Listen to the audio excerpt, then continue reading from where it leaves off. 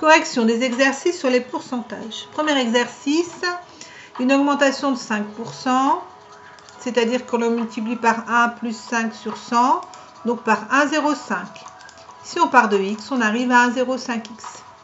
Nous ici, on part de 65, donc on va faire 65 fois 1,05 et on trouve 68,25.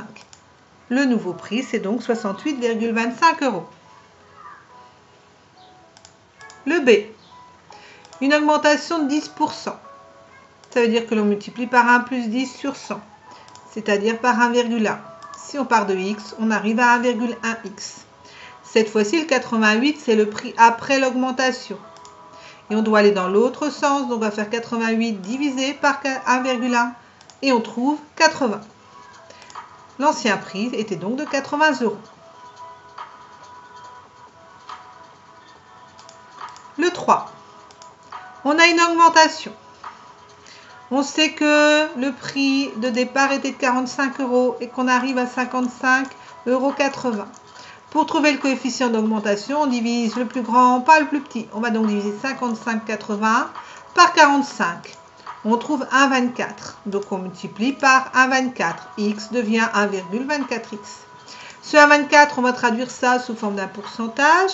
Donc on va chercher la différence entre 1,24 et 1. 1,24 moins 1, ça fait 0,24, que l'on transforme en pourcentage. Donc c'est une augmentation de 24%.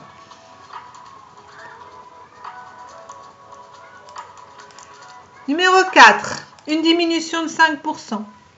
Donc on va multiplier par 1 moins 5%, c'est-à-dire par 0,95. Donc si on part de x, on arrive à 0,95x.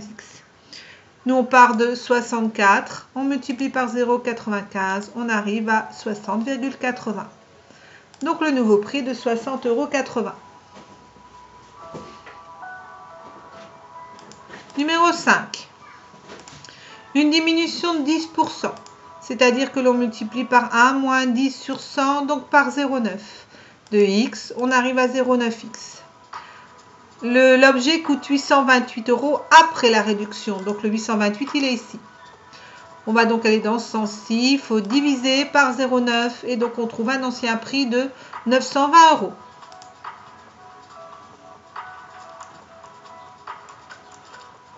Numéro 6.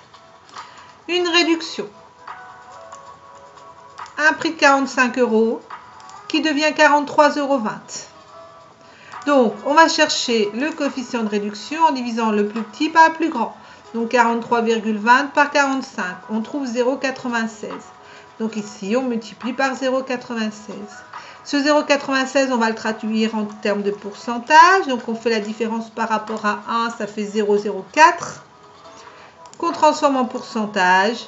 Et donc, c'est une diminution de 4%.